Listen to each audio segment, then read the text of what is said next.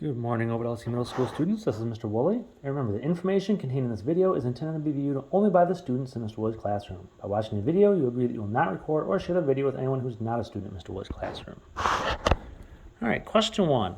We're trying to find the square root. Now remember, the square root is a number times itself is what we're looking for. What number times itself gives us 1.69? Well, I notice there's a negative sign on the outside of my square root symbol. That means my answer will be a negative. So really all I gotta do is find the square root of 1.69 and hit that in your calculator. It's 1.3, but make sure you keep that negative sign on the outside because the negative is on the outside. All right, find the square root of this fraction here. 49 over 144. Well, get the square root of 49, which is 7. The square root of 144, which is 12. Number 3. Got an equation here. If g squared equals 289, then g equals, well, if g squared is 289, I want to get g by itself. So the opposite of squaring it is to square root it. So square root it, and I'm down to just g, and square root of 289 is 17. Question 4, find the cube root. Now the cube root's a little tougher. I use your calculator or just some trial and error here. But you need the cube root of 5,832. And cube root of that is 18. Next up, cube root of 27 and 125. Well, the cube root of 27 is 3/5. The cube root of 125 is 5. So 3/5.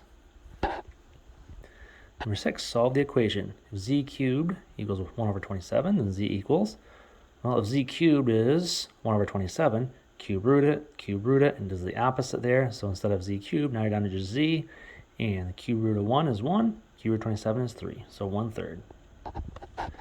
All right, question 7, true or false? When parallel lines are intersected by a transversal, the resulting corresponding angles do not have the same measurement. That is false.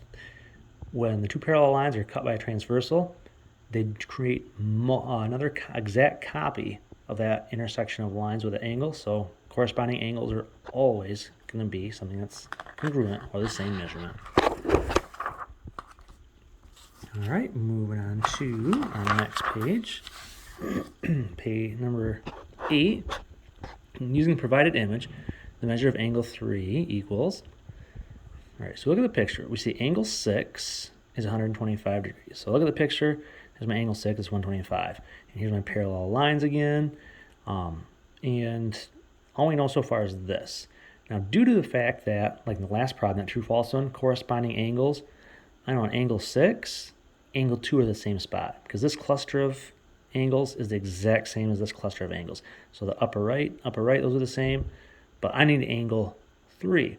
Well, if angle 6 is 125, then angle 2 is 125. Then I can use supplementary angles, 180 minus the one I know, to tell me my measurement here, which is 55. Or I could have said, oh, well, 3 and 7 are corresponding angles as well. So thanks to our supplementary angles, we go ahead and say, oh, 125 plus what is 180? Well, 180 minus 125 is 55. And say, oh, that's corresponding with that one. So they're the same thing there. Next up, in this image, if angle 2 is 125, I get that because all I know is angle 6, and due to the fact they're corresponding, I already know that one. Kind of something I might have thought about in the previous problem as well. So angle 2 and angle 6, due to the fact they're corresponding, are the same angle. All right, time for some triangles now. In the triangle, 2x equals, well, if we look at our picture, all three angles have to add up to 180. So all three of these, x plus 2x gives me 4 x's, should equal 180. So divide by 4, x is 45. But remember, I'm looking for 2x, I'm looking for this angle right here, so 2x equals 90. I know it doesn't look like a 90-degree angle, but you get the idea here. We're just trying to figure out what the missing angle is due to the triangle based off measurements, not an image. Because sometimes you can't trust the image on certain problems. All right, question 11. In the triangle, x plus 10 equals, well, we're trying to find out what this measurement is. Once again, all three of these have to add up to 180. So x plus x is 2x. 10 and 54 make 64. So 2x plus 64 equals 180. Now get rid of the 64 from each side. Run to 2x equals 116 divided by 2. X equals 58. But remember, I'm looking for x plus 10. So x plus 10 would be 68. So if I have to have 58 plus 10. All right.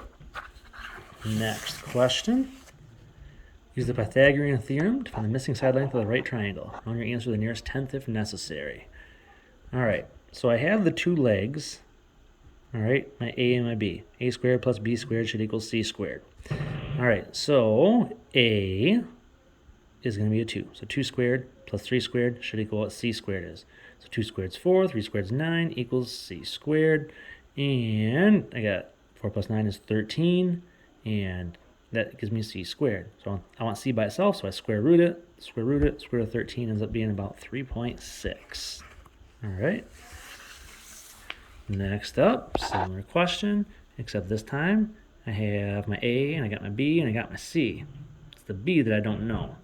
So I have 3 squared plus b squared equals 6 squared. And 3 squared is 9 plus b squared equals 36. I take away a 9 from each side there, and I got b squared equals 27. Well, I want to get b by itself, so I square root it, square root it, square root of 27 is 5.2. So 5.2 would be my answer to that one. All right, next question. I got one more of the Pythagorean theorem ones where I'm trying to find the missing side length. All right, I got a is my absentee this time, and then my b, my leg here is good, then I have 17 here for my hypotenuse. So a squared plus b squared is c squared. So a squared plus 15 squared is 17 squared, 15 squared 225, 17 squared 289. So take away 225 from each side, and you're left with 64. So a squared is 64.